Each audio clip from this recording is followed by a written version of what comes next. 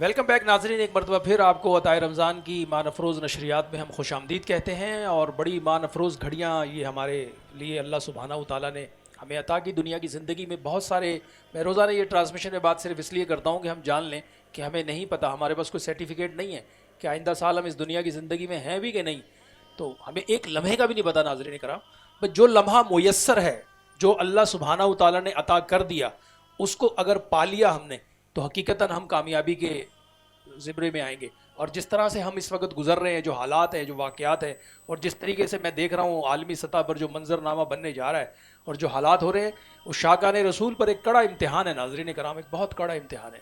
لیکن آج کی اس ٹرانسمیشن سے یہ پیغام آپ تک بھی چلا جائے کہ جب اس شاکان مصطفیٰ پر امتحان آیا اور حضرت سیدنا ابو بکر صدیق نے لشکر بھیجا، کیونکہ اس وقت بھی ناظرین کرام ایک واقعہ ہوا تھا. یہ بات آپ تک پہنچنا ضروری اس لیے ہے کہ بہت سارے لوگ امت کو گمراہ کر رہے ہیں، فتنوں میں ڈالنا چاہتے ہیں. ان کا کام ہی یہ ہے، وہ چاہتے ہی یہی ہے کہ ہم سے ہمارا ایمان چھن جائے. ان کی چاہت ہی یہ ہے، لیکن ان کی چاہت پوری نہیں ہوگی، کیونکہ ہم اللہ کے فضل اور کرم سے اپنی سانسیں اس دنیا میں پوری کر رہے ہیں. ناظرین کرام، ایمان والے اپنی ذمہ داری پوری کر رہے ہیں.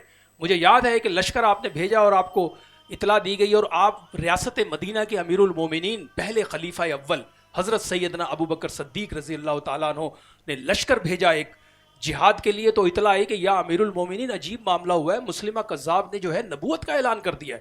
آپ نے لشکر کو واپس بلایا اور آپ نے فرمایا کہ سب سے پہلے اس کذاب کا جو ہے معاملہ کلیئر کرو، اس کذاب سے جان چھڑو. اب لشکر جا رہے ہیں، کون ہے لشکر میں ناظرین کرام؟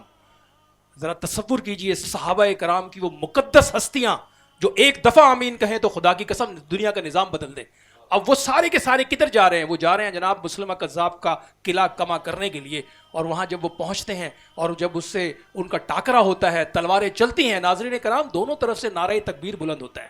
اور صحابہ کرام نے نبی پاک صلی اللہ علیہ وآلہ وسلم کے بعد یہ پہلی مرتبہ عجیب و غریب منظر دیکھا ہے کہ دونوں طرف سے تلواریں اٹھ رہی ہیں اور دونوں طرف اللہ اکبر کی آوازیں آ رہی ہیں. تو جب صحابہ کرام حضرت سیدنا امیر المومنین حضرت ابو بکر صدیق کی بارگاہ میں حاضر ہوئے، فرمایا یا امیر المومنین، عجیب معاملہ ہے، دونوں طرف تلواریں چل رہی ہیں اور اللہ اکبر کے نعرے لگ رہے ہیں. تو چونکہ وہ مسلمہ جو کذاب تھا نا، وہ بڑا ملون تھا، وہ بہت شاطر اور عیار تھا، اس نے بڑی عیاری اور مکاری کے ساتھ سارا جال بنا تھا. لیکن یہاں بھی تو صدیق اکبر تھے. آپ نے فرمایا جاؤ، آج جب تم جا کر اس کا قلعہ کما کرو تو جب وہ نعرے تکبیر لگائے نا تو تم لگانا یا محمد، کہ ہم محمد والے ہیں، ہماری شناخت یہ ہے کہ ہم محمد والے ہیں. تم مسلمہ کذاب ملون کے ساتھ کھڑے ہو. اور تاریخ نے ایک عجیب و غریب منظر دیکھا ناظرین کرام، 1200 مقدس صحابہ کرام کی ہستیوں نے ختم نبوت پر اپنی جانیں قربان کر کے روئے زمین کے انسانوں کو قیامت تک کے لیے پیغام دے دیا کہ سب کچھ پہ کمپرومائز ہو سکتا ہے، جانے جانا مصطفیٰ جان رحمت پہ لاکھوں سلام پر کوئی کمپرومائز نہیں ہے. وہ ایک ہیں، آخری نبی ہیں، ان کے بعد کوئی نبی نہیں. قیامت تک کے لیے فیصلے اللہ سبحانہ و تعالیٰ نے قرآن مجید فرقان حمید میں بھی فرما دیے. اور اب اہل ایمان قیامت تک کے لیے ختم نبوت پر اپنی جانیں قربان کر کر اپنے لیے دنیا اور آخرت میں روشنیوں کے، محبتوں کے، چاہتوں کے اور کامیابیوں کے یہ سارے پھول سمیٹتے رہیں گے. تو قیامت تک کے لیے کوئی ہمیں نہ سمجھائے کہ ختم نبوت کیا ہے. ختم نبوت ہمیں صدیق اکبر سے زیادہ کوئی نہیں سمجھا سکتے. ختم نبوت تو خود آقا علیہ الصلوۃ والسلام نے ہمیں بتا دی، اور فرما کے بھی گئے اور تعداد بھی بتائی کہ میرے بعد جو ہے 32 ایسے ملون دنیا میں کھڑے ہو کر میری ختم نبوت پر ڈاکہ ڈالیں گے، اور وہ مختلف اوقات میں ظاہر ہوں گے. اسی لیے حضرت امام ابو حنیفہ نے ناظرین کرام اتنا بڑا فتویٰ عطا فرما دیا کہ قیامت تک کے لیے اب اس کے بعد کسی اور فتوے کی ضرورت بھی نہیں ہے. آپ فرماتے ہیں کہ اگر کوئی شخص کھڑا ہو کر نبوت کا اعلان کرے اور کوئی کھڑا ہو کے صرف اتنا کہہ دے کہ بھائی اگر تو نبی ہے تو کوئی دلیل دے دے، کوئی نشانی دے دے، آپ فرماتے ہیں اسی وقت وہ کافر ہو جائے گا. کیونکہ ہم نبی پاک صلی اللہ علیہ وآلہ وسلم پر یقین کامل کے ساتھ اپنی زندگی میں موجود ہیں. وہ آخری نبی ہیں، ان کے بعد کوئی نبی نہیں. اور اللہ تعالی ہمارے اس پیارے گلشن کو، اس پاک سرزمین کو اللہ سبحانہ و تعالیٰ ان فتنوں سے محفوظ رکھے. ناظرین کرام، کہ یقینی طور پر اس وقت دشمن یہی چاہتا ہے کہ وہ ان گلی کوچوں کے اندر ایک ہنگامہ بپا کر دے اور ہمارے اس پیارے گلشن کو، اس پیارے گھر کو وہ آگ لگا دے.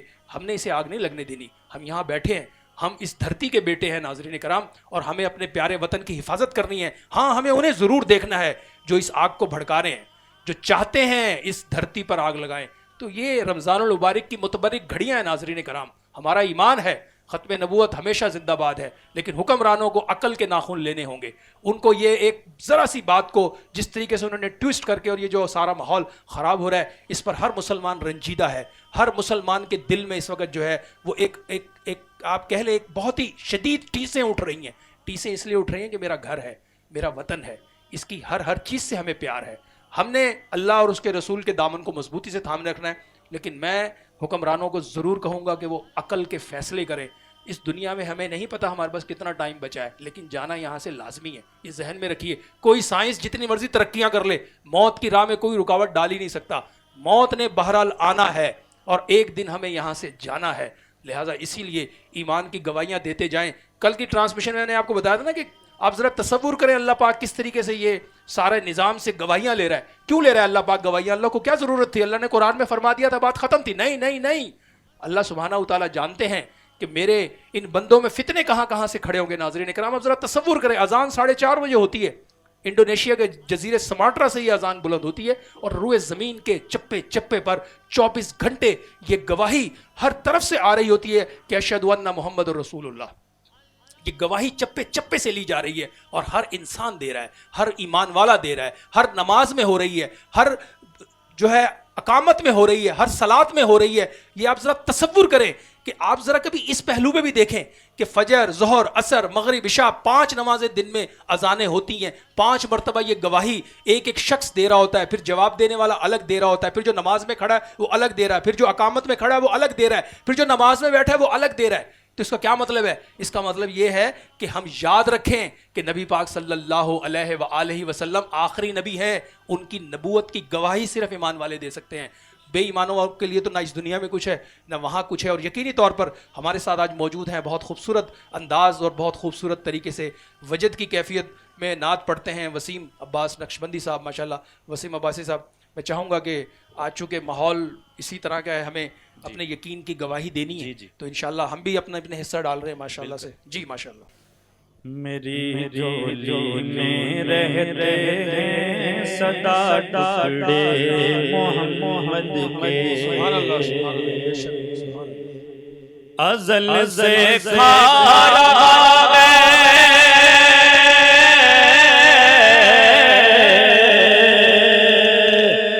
ازل سے کھا رہا ہے یہ گدا ٹکڑے محمد کے، ٹکڑے محمد کے. میں رہتے ہیں صدا ٹکڑے محمد کے. میرے مولا علی و فاطمہ حسنین کا صدقہ، میرے مولا علی و فاطمہ حسنین کا صدقہ، میرے مولا علی و فاطمہ حسنین کا صدقہ. میری نسلوں کو بھی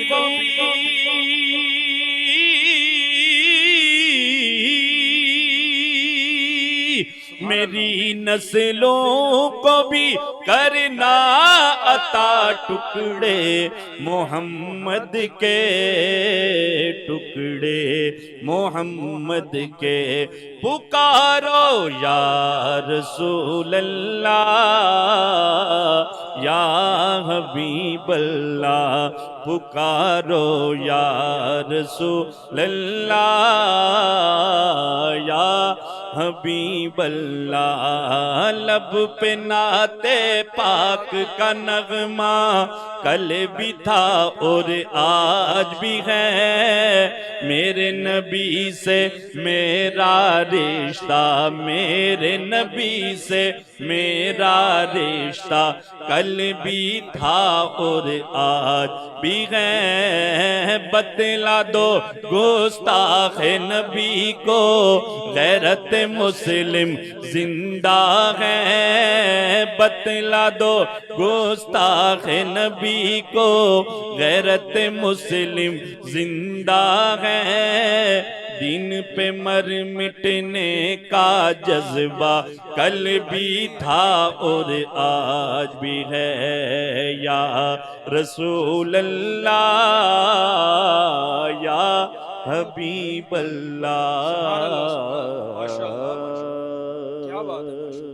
ماشاءاللہ بہت خوبصورت انداز اور بہت خوبصورت ادائیگی کے ساتھ ماشاءاللہ سعادت حاصل کر رہے تھے وسیم عباسی صاحب، اور میں سمجھتا ہوں کہ یہی ہمارے ایمان کی گواہی ہے اور جو ہم اللہ کے فضل سے پیش کر رہے ہیں۔ اس وقت ناظرین اکرام پروگرام میں ایک مختصر سا وقفہ ہے، وقفے کے بعد دوبارہ حاضر ہوتے ہیں۔ دیکھتے رہیے عطائے رمضان ود راؤ ناصر علی جہانگیر۔